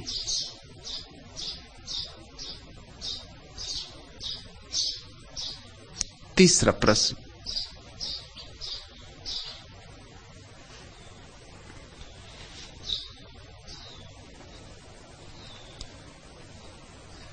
जीवन सत्य है या असत्य? कृष्ण तीर्थ, जीवन अपने में न तो सत्य है और न असत्य। जीवन अपने में तो सिर्फ एक अवसर है, कोरा अवसर। सत्य भी बन सकता है, असत्य भी बन सकता है। जीवन तो एक कोरा कैनवास है, उस पर तुम कैसे रंग डालोगे, उस पर तुम अपनी तूलिका लेकर क्या उभारोगे, तुम पर निर्भर है। तुम मालिक हो, अपने आप में बनी बनाई कोई चीज नहीं है, कोई रेडीमेड। जन्म के साथ तुम्हारे हाथ में जीवन नहीं दे दिया गया है। जन्म जीवन नहीं है, जन्म तो केवल सिर्फ तुम्हें एक अवसर है। अब तुम जीवन को बनाओ। जीवन एक सृजन है, जीवन ना तो सत्य है और ना असत्य। बुद्ध ने भी एक जीवन बनाया, कबीर ने, नानक ने, मोहम्मद ने, दरिया ने। एक जीवन तैमूर लंग ने भी बनाया, नादिर शाह ने, हिटलर ने।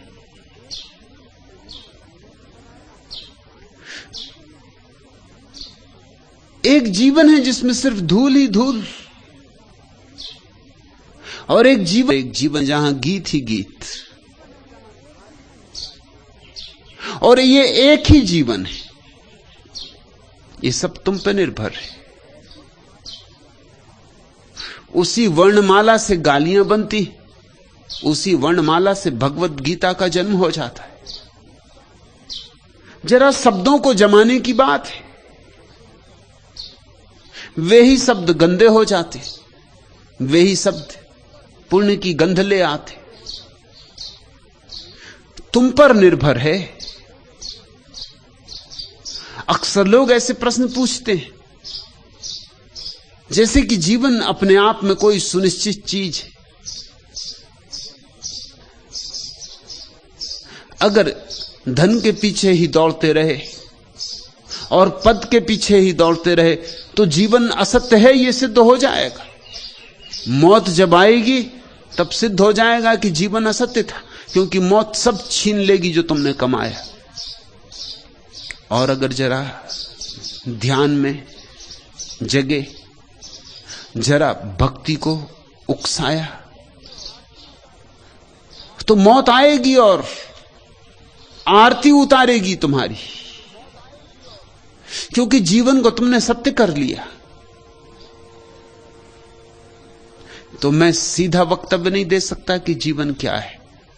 इतना ही कह, तुम सृष्टा हो,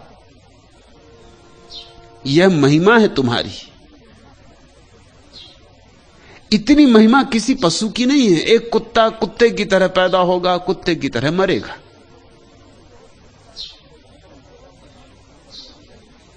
लेकिन बहुत से मनुष्यों को भी हम कहते हैं कुत्ते की तरह मरते। पैदा हुए थे मनुष्य की तरह, मरते कुत्ते की तरह। ये तो बड़ी अजीब बात हो गई। कुत्ता तो क्षम्य है, कुत्ते की तरह पैदा हुआ था, कुत्ते की तरह मरा। भाषा में कहावत है ना, कुत्ते की मौत। वो कुत्ते के संबंध में नहीं है, क्योंकि कुत्ते का क्या कसूर। कुत्ता पूरा का पूरा पैदा होता है। अवसर नहीं है कुत्ते के जीवन में। न तो बुद्ध हो सकता है, न चंगेज खान हो सकता है, न स्वर्ग न नरक। कुत्ता पूरा का पूरा पैदा होता है। इसलिए तुम किसी कुत्ते से यह नहीं कह सकते कि तुम थोड़े कम कुत्ते हो, या कि कह सकते हो, हां आदमी से कह सकते हो कि तुम जरा थोड़े कम आदमी मालूम होते हो। किसी से कह सकते हो कि तुम आदमी कब होगे, कि तुम्हें आदमी होना है या नहीं होना है। आदमी हो, आदमी हो जाओ। मगर जानवरों के संबंध में ये सब सत्य नहीं हो सकते। सिंह सिंह है, कुत्ता कुत्ता है, पीपल पीपल है, बरगद बरगद है, जो है वैसा है। रूपांतरण का कोई उपाय नहीं, क्रांति की कोई संभावना नहीं। मनुष्य क्रांति की संभावना है। मनुष्य मनुष्य की तरह पैदा नहीं होता, सिर्फ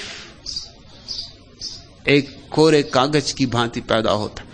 फिर तुम जो उस पर लिखोगे वही तुम्हारी दास्तान हो जाएगी। और ऐसे ही धक्के खाते रहे बेहोशी के, ऐसे ही चलते रहे जैसे कोई शराबी रास्ते पर चलता रहता, तो जीवन असत्य हो जाएगा। एक शराबी रास्ते पर चल रहा है,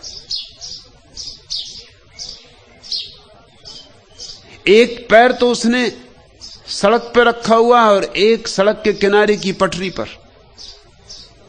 अब बड़ी मुश्किल में है, चलना बड़ा मुश्किल। एक तो शराब पिए है, एक पैर ऊपर एक पैर नीचे, बड़ी अड़चन हो रही, बड़ा कष्ट पा रहा है। एक आदमी ने पूछा कि भाई तुम बड़े कष्ट में मालूम पड़ते। उसने कहा कष्ट में मालूम ना पड़ूं तो क्या पढ़ूं, कोई भूकंप हो गया या क्या हुआ, लेकिन भी होश नहीं। एक और शराबी, वो बाएं तरफ से दाएं तरफ जाता है, दाएं तरफ से बाएं तरफ आता है। घर पहुंचने का तो सवाल ही नहीं रहा। रास्ते के एक किनारे से दूसरे किनारे, इस किनारे से उस किनारे। फिर किसी ने पूछा कि तुम कर क्या रहे हो, तो उसने कहा कि मुझे उस तरफ जाना है। उस तरफ जाता हूं और लोगों से पूछता हूं कि मुझे उस तरफ जाना, तो वो इस तरफ भेज देते। इस तरफ आता हूं, लोगों से पूछता हूं मुझे उस तरफ जाना है, वो दूसरी तरफ भेज देते। मगर मैं उस तरफ पहुंच ही नहीं पाता जहां पहुंच। एक और शराबी है, सांझ घर पहुंचा है,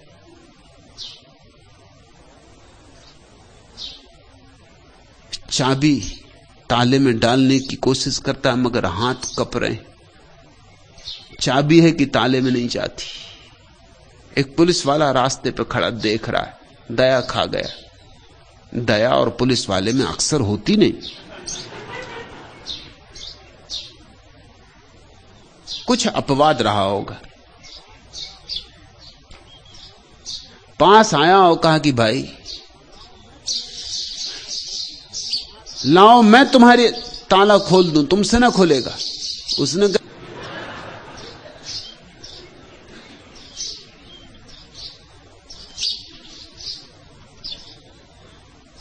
धन की और पद की दौड़ में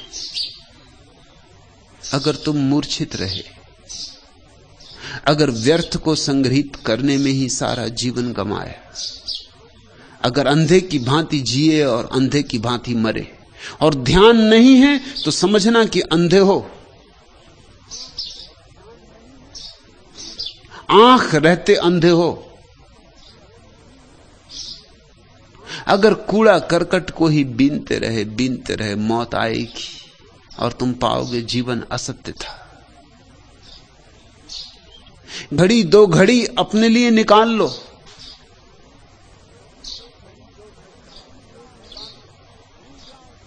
घड़ी दो घड़ी भूल जाओ संसार को। घड़ी दो घड़ी आंख बंद कर लो, अपने में डूब जाओ।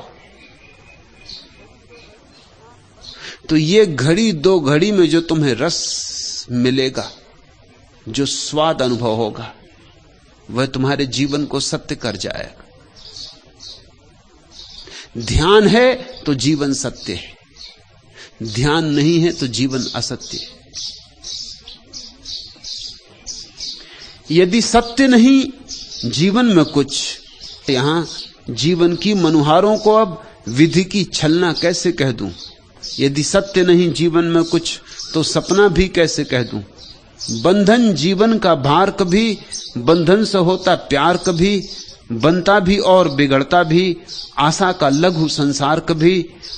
अपनापन आज न अपना है, किसको कैसे अपना कह दूं? यदि सत्य नहीं जीवन में कुछ तो सपना भी कैसे कह दूं? ना तो जीवन को सत्य कहा जा सकता है और ना सपना कहा जा सकता है, सब तुम पर निर्भर है। ज्ञानियों ने कहा है संसार असत्य है, जीवन असत्य है, वो तुम्हारी वजह से कहा है। भीड़ तो अंधों की है, आंख वाला कभी कोई एकांत होता है। आंख वाले की बात तो अपवाद है और अपवाद से केवल नियम सिद्ध होता है। बुद्धों ने अगर कहा है कि जीवन असत्य है तो तुम्हें देखकर कहा है, ख्याल रखना, ये तुम्हारे जीवन के संबंध में कहा है। बुद्ध का जीवन तो असत्य नहीं। अगर बुद्ध का जीवन असत्य है तो फिर सत्य होगा ही क्या? बुद्ध का जीवन तो परम सत्य है। लेकिन बुद्ध ने जब का संबंध में यह वक्तव्य है, तुम्हारा जीवन असत्य है क्योंकि तुम्हारा जीवन व्यर्थ की तलाश में लगा है। तुम मृग मरीचिकाओं के पीछे भाग रहे हो, तुम इंद्रधनुषों को पकड़ने की कोशिश में लगे हो। दूर से बड़े सुंदर, दूर के ढोल सुहावने, जब इंद्रधनुषों पे हाथ बांध लोगे मुट्ठी तो कुछ भी ना मिलेगा, भाप भी ना मिलेगी। शायद पानी की कुछ दो चार बूंदें हाथ में छूट जाएं। न कोई रंग होगा, न कोई सौंदर्य होगा। इंद्रधनुषों के पीछे दौड़ोगे, जीवन के संबंध में क्या कहें? कहें तो कौन समझेगा? कहें तो शायद कहीं भूल ना हो जाए, कहीं दूसरे लोग गलत ना समझ लें। बुद्धों को सबसे बड़ी चिंता एक होती कि वे जो भी कहते हैं वो गलत समझा जा सकता है, क्योंकि समझने वाला कहीं और है। बुद्ध जीते हैं शिखरों पर, गौरी शंकर पर, हिमाच्छादित, जहां सूर्य का सोना बरसता है वहां, और तुम रहते हो अंधेरी घाटियों में, तलघरों में। वे अपने स्वर्ण हानि से बोलना पड़ता, एक एक शब्द तौलना पड़ता है। वे जानते हैं भली भांति कि जीवन सत्य है, लेकिन उनका जीवन सत्य है। उन जैसे लोग कितने हैं, और उन जैसे जो लोग हैं उनसे कहने की कोई जरूरत नहीं, उन्हें तो पता ही है। बुद्ध महावीर से कहें कि जीवन सत्य है तो महावीर समझेंगे, लेकिन महावीर को तो खुद ही पता है कहना क्या है। तुम्हें मालूम, दोनों एक ही साथ, एक ही समय में हुए, एक ही प्रदेश में, बिहार में, दोनों परिभ्रमण करते रहे। दोनों के परिभ्रमण के कारण ही तो उस प्रदेश का नाम बिहार पड़ा। सतत विचरण करते रहे, वो प्रदेश ही उनके बिहार के कारण बिहार कहलाने लगा।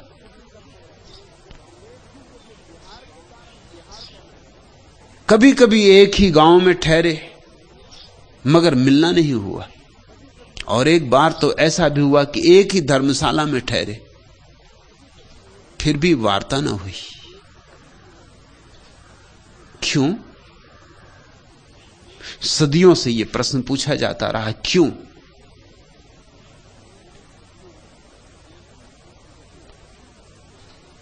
जैनों से पूछोगे तो वो कहेंगे अगर बुद्ध को मिलना था तो आना था महावीर के पास। बुद्ध तो भगवान है, महावीर संत पुरुष।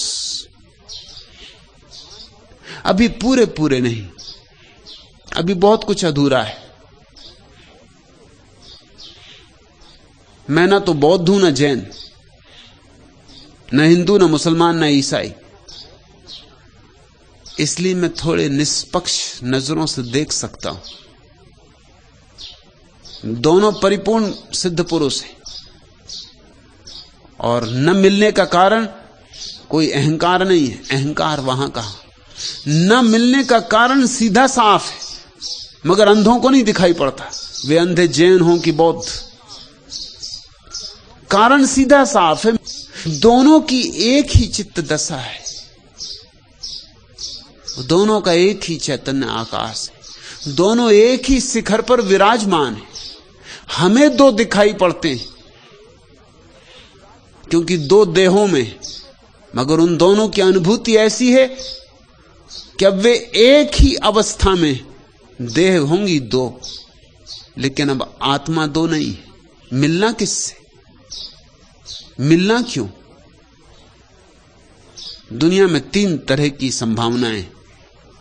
दो अज्ञानियों के बीच चर्चा खूब होती, डटके होती, 24 घंटे होती, तो चुप जाएंगे। एक तो मिलेंगे नहीं, और अगर कभी मिल भी गए, जैसे कबीर और फरीद मिले, तो दोनों चुप बैठे रहे, 2 दिन साथ रहे और चुप बैठे रहे। सन्नाटा छाया रहा। कहना क्या, बोलना क्या, किससे बोलना? दो ज्ञानियों के बीच चर्चा हो नहीं सकती। दो शून्य कैसे संवाद करें? और दो अज्ञानियों के बीच खूब चर्चा होती, क्योंकि दो विक्षिप्त, कोई किसी की सुनता नहीं, मगर चर्चा खूब होती, अपनी अपनी कहते।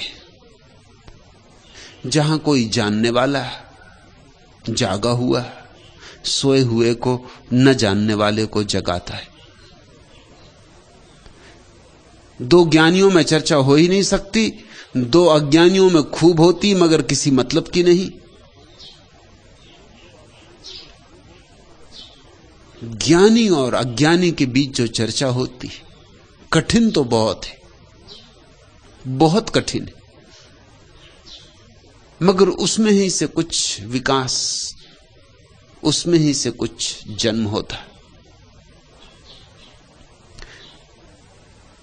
जीवन न तो सपना है न सत्य। सपना रह जाएगा अगर सपनों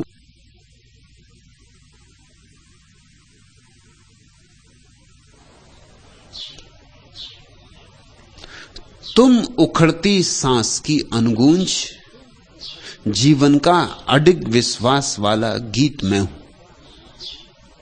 यह नहीं संघर्ष में झेली व्यथा तुमने, राह में झूलता रंगीन झूलों में। व्यथा का भाग पाया हम सभी ने, किंतु विषबन छा गया है वह तुम्हारी चेतना पर। जबकि मैंने झेल उसको प्राण में पाया नया उन्मेष जीवन की प्रभा का। इसलिए ही तुम उखड़ती सांस की अनुगूंज, जीवन का अडिग विश्वास वाला गीत मैं हूं। जीवन में क्रोध है, घर बना दे, मिट्टी को छू दे और सोना हो जाए, उसी कला का नाम धर्म है। क्रोध को करुणा बनाया जा सकता है, काम को राम बनाया जा सकता है, संभोग को समाधि बनाया जा सकता है। देखते नहीं, बाजार से खाद खरीद के लाते हो, दुर्गंध ही दुर्गंध फैल जाती घर में। अब इस खाद को अगर अपनी बैठक खाने में ढेर लगा कर रख लो तो एक ही काम रहेगा कि कोई अतिथि नहीं आएगा तुम्हारे घर, इतना ही फायदा होगा। लेकिन यही खाद किसी कुशल माली के हाथ में बड़ी सुगंध बन जाती। वो इसे घर में नहीं रखता, इसे बगीचे में, जमीन पे छितराता है। यही गुलाब बन के हंसती, यही चमेली बन के चमकती। कितने रंग और कितनी गंधे इस दुर्गंध से निकल आती। दुर्गंध सुगंध हो सकती है।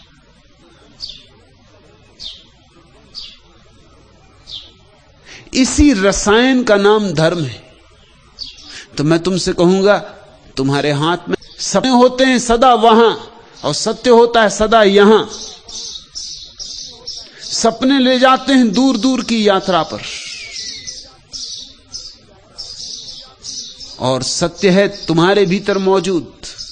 बैठो कि पालो, दौड़ो कि खोया, बैठे कि पाया।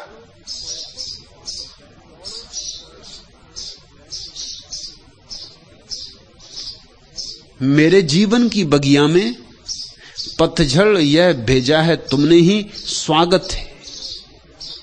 और क्या मांगूं तुमसे, वृक्षों की डालों से जीर्ण पीत पत्र जो झरझर झर झर रहे, गंधहीन कांटे ये उलझे जो लताओं में को ही। और क्या मांगूं तुमसे, अपने सारे जहरों को भी परमात्मा के चरणों में चढ़ा दो, और तुम चकित हो जाओगे कि वे जहर अमृत हो जाते। सब चढ़ा दो बेशर्त, सब समर्पित कर दो, तुम शून्य हो जाओ। सब समर्पण करके शून्य हो ही जाओगे। उसी शून्य में उतरता है परमात्मा, उसी में बजती है उसकी बीन, उसी में मृदंग पर थाप पड़ती है। तुम पहली दफा अलौकिक का अनुभव करते हो।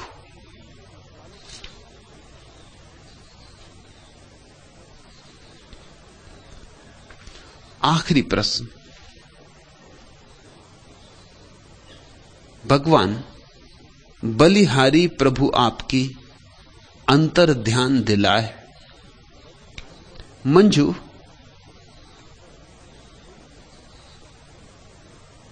आ जाए अंतर ध्यान तो सब आ गया, तो सब पा लिया।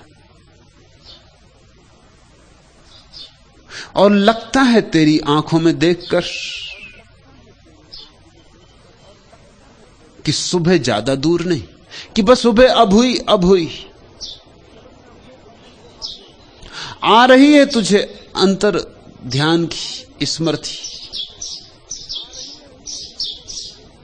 शुभ है, सौभाग्य है। इस जगत में बेही धन्यभागी है जिन्हें अंतर ध्यान की याद आने लगे, जिन्हें एक बात बार बार याद आने लगे, दिन के 24 घंटों में बार बार याद आने लगे, भीतर जाना है। और जो जब मौका मिल जाए तब भीतर सरक जाएं। एक ज़ैन फकीर को निमंत्रित किया था कुछ मित्रों ने भोजन के लिए। 7 मंजिल मकान, बहुत मेहमान इकट्ठे थे, कोई 25 मेहमान थे। गृहपति द्वार पर ही अटका है। तभी उसे ख्याल आया कि प्रमुख मेहमान का क्या हुआ, उस ज़ैन फकीर का क्या हुआ। लौट कर देखा, वह फकीर तो अपनी कुर्सी पर पालथी मार के बैठ गया है, आंखें बंद, जैसे बुद्ध की प्रतिमा हो, संगमरमर की प्रतिमा हो, ऐसा शांत, ऐसा निश्चल उसका रूप, उसकी शांति, उसका आनंद सम्मोहित कर लिया गृहपति को। खींचा चलाया जैसे कोई चुंबक से खींचा। ये पूछना है कि हम सब भागे, आप क्यों नहीं भागे?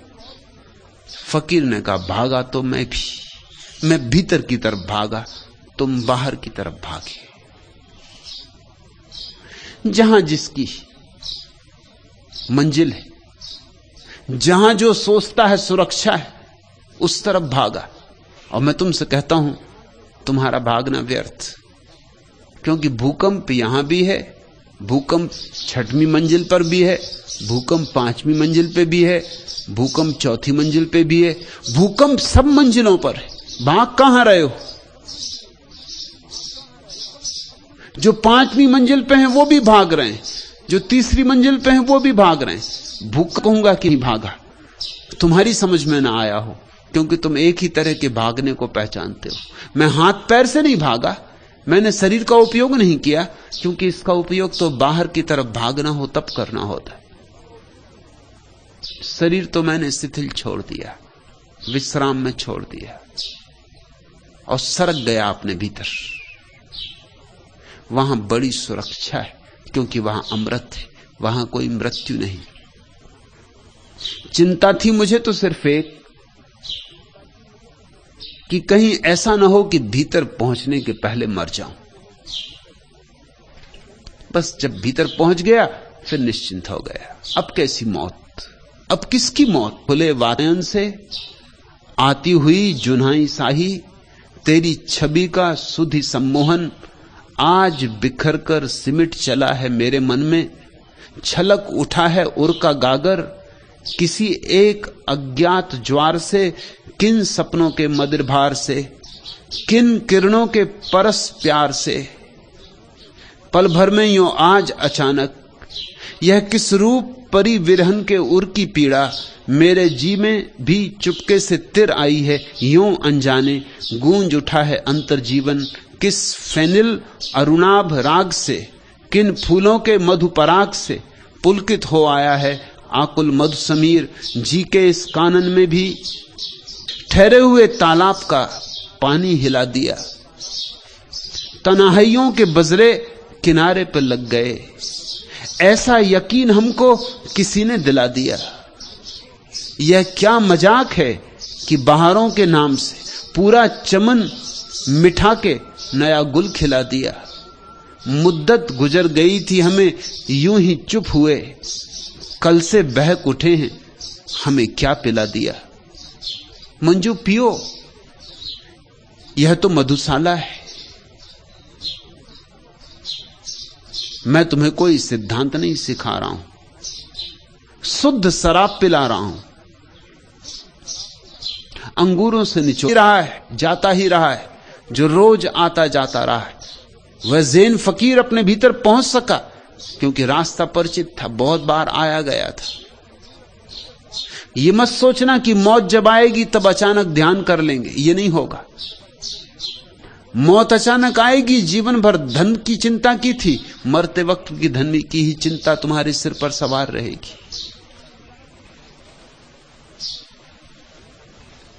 अगर पद की आकांक्षा की थी तो मरते वक्त भी पद की ही नशे नहीं चढ़ते रहोगे कल्पना में। मृत्यु के क्षण में तुम्हारा सारा जीवन संग्रहित होकर तुम्हारे सामने खड़ा हो जाता, दुर्गंध की होगी। अगर सारा जीवन सपना ही सपना था तो ये बूंद भी सपना होगी।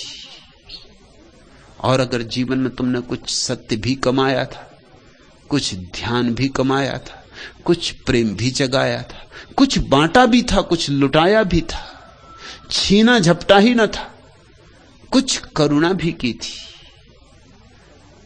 तो तुम्हारी अंतिम क्षण की जो प्रतीति होगी, सारा जीवन निचोड़ के एक इत्र की बूंद बन जाएगा। उसी इत्र की बूंद पर सवार होकर तुम परमात्मा की यात्रा पर निकलोगे। मंजू, शुभ हुआ है। अब इस घड़ी को, इस जिनको हम साधारण जन कहते हैं, सांसारिक जन, उनको क्या फिक्र, उनके पास गंवाने को कुछ है ही नहीं। हमारे पास एक शब्द है योग भ्रष्ट, उसकी तौल का दूसरा शब्द नहीं है भोग भ्रष्ट। तुमने कभी ऐसा शब्द सुना, भोग भ्रष्ट? भोग भ्रष्ट होता ही नहीं। समतल जमीन पे चलोगे तो कहीं गिरोगे, लेकिन पहाड़ों की ऊंचाइयों पर चढ़ोगे तो गिर सकते हो। योग भ्रष्ट होता है। मंजू, एक घड़ी करीब आ रही सरकती हुई, जो बड़ी कीमत की होगी। अंतर्ध्यान की याद आनी शुरू हुई है, लेकिन सजग होकर, खूब सजग होकर 2-4 कदम और फिर मैं तुमसे कहता हूं, सुबह करीब है, आखिरी तारे ढलने लगे, सूरज उगा, अब उगा, तब उगा, जरा प्रतीक्षा, जरा धैर्य, और वह महत्वपूर्ण घटना घट सकती है जिसकी तलाश में सारे लोग जाने अनजाने भटक रहे। उसे कहो आनंद की खोज, सत्य की खोज, परमात्मा की खोज, मोक्ष की खोज, या जो भी